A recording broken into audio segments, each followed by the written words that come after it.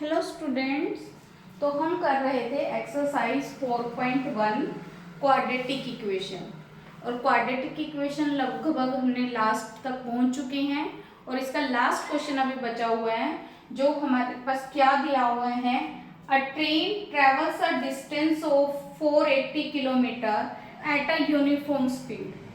कि एक ट्रेन है जो 480 किलोमीटर का डिस्टेंस कवर कर रही है यूनिफॉर्म स्पीड पर।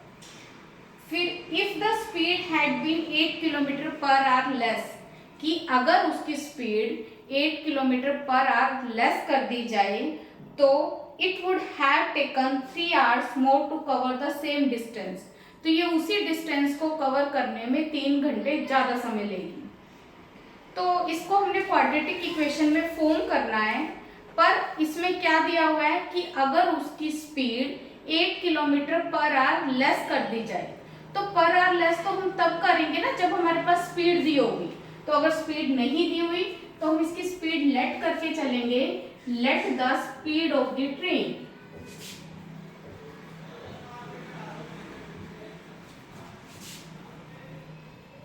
ट्रेन की स्पीड हमने लेट कर ली x किलोमीटर पर आवर। इसके बाद न्यू स्पीड, अब न्यू स्पीड तो हम इजिली फाइंड कर सकते हैं। क्या कहा है उसने कि उसकी speed 8 kilometre per hour less कर दी जाए, कर दी मैंने लेस। फिर इसने क्या कहा था कि अगर उसकी speed 8 kilometre per hour less कर दी जाए तो वो सेम डिस्टेंस 480 किलोमीटर को कवर करने में 3 घंटे ज्यादा समय लेगी। ज्यादा समय क्यों लेगी? अब मैं तुम्हें एक एग्जांपल देती हूँ कि जैसे अगर मुझे स्कूल तक जाना है, स्कूल तक अगर मैं तेज तेज चलकर चली गई तो मान लो मुझे 10 मिनट लग गए। फिर मुझे लगा दोबारा अगले दिन गई मैं कि मैं आराम आराम से जाती हूँ, मेरे पास टाइम इनफ है, तो मुझे टाइम क्या लगेगा? अगर मैं आराम आराम से चली तो मुझे टाइम क्या लगेगा? ज्यादा। तो इसी वजह से यही ट्रेन के साथ भी हुआ कि ट्रेन की स्पीड जब पहले ज्यादा थी तो उसको टाइम कम लगा, और जब उसने speed 8 kilometre per hour less कर दी तो उसे टाइम क्या लगा? ज्यादा लगा, क्योंकि वो धीरे चल रही है। अब हमारे पास क्वेश्चन में क्या दिया हुआ है? पहले दिया हुआ है टाइम निकालने के लिए फॉर्मूला होता है हमारे पास डिस्टेंस अपॉन में स्पीड। अब डिस्टेंस तो हमारे पास एक ही है, कितना है? 480 किलोमीटर, पर स्पीड दो है, तो दोनों से मैं क्या करती हूँ? टाइम निकाल लेती हूँ। पहले मैंने क्या करना है? 480 अपॉन में एक्स, डिस्टेंस अपॉन स्पीड, एक टाइम तो ये आ गया, एक 480 अपॉन में x minus 8, distance upon speed, ये दूसरा टाइम आ गया। ये टाइम है जब हम तेज चलकर गए, और ये वाला टाइम है जब ट्रेन कब गई थी? स्लो चलकर गई थी, क्योंकि उसने अपनी स्पीड में से कुछ माइनस कर दिया। अब उसकी स्पीड क्या हो गई? कम हो गई। अगर उसकी स्पीड कम हो गई तो इसका मतलब इसको टाइम यहाँ पर क्या लगा? ज्यादा।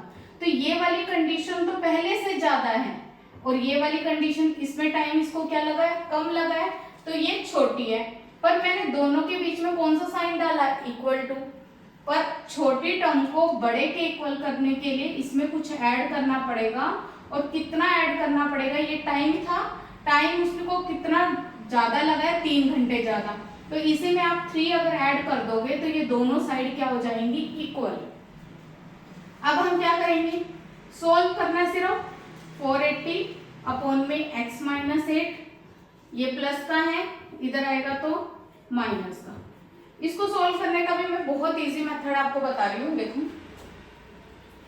3, इसका एलसीएम ले लेते हैं। इसका जब एलसीएम लेंगे, देखो नीचे इसके x माइनस 8 है, तो x माइनस 8 से x माइनस 8 कैंसिल हो जाएगा। x को ऊपर वाली टर्म से मल्टीप्लाई करेंगे, 480x माइनस 480। अब x से x कैंसिल हो जाएगा, 480 को किससे मल्टीप्लाई करेंगे? x माइनस 8 से। अब यहाँ पे 3 एज इट इज, 480x,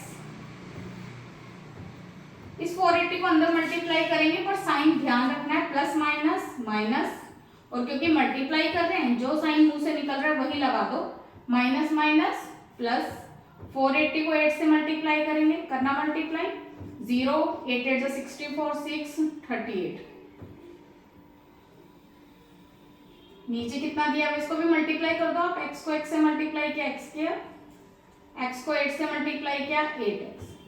अब ये प्लस की टर्म है, ये माइनस की सेम टर्म है, कैंसिल हो गई। अब ये कितना आएगा हमारे पास 3, ये टर्म यहाँ डिवाइड में थी, इधर जाएगी तो मल्टीप्लाई में। यहाँ पे कितना आ गया हमारे पास 3840। अब यहाँ पे 3 मल्टीप्लाई में है, इस तरफ जाएगा तो डिवाइड में। मैं डिवाइड में यहाँ कर देती हूँ, x square minus 8x is equal to कितना था 3840, और 3 यहाँ जो मल्टीप्लाई में था इधर गया डिवाइड में। अगर कैंसिल होता है आप इसको कैंसिल कर सकते हो, 3 1 जा 3, 3 2 जा 6, 3 8 जा 24 and 0। X square minus 8x is equal to 1280। X square minus 8x, ये प्लस का इधर आएगा तो माइनस का, और इसने कहा था हमें क्वाड्रेटिक इक्वेशन फॉर्म करनी है, तो अब इसके देखो ये पूरा सिंप्लीफाई करने के बाद इसकी जो हाईएस्ट पावर है वो कितनी है 2, तो इसका मतलब ये क्वाड्रेटिक इक्वेशन फॉर्म हो चुकी है, और यही हमारा क्या हो गया आंसर। ये पूरा आगे भी सोल्व हो सकता है, हम इसकी स्पीड निकाल सकते हैं ट्रेन की, पर यहाँ पे इस एक्सरसाइज में क्वाड्रेटिक इक्वेशन फॉर्म करने के लिए कहा था तो हमने फॉर्म कर दी। नेक्स्ट एक्सरसाइज में हम इसको कंप्लीट सोल्व करना भी सीखेंगे। नोट डाउन करो।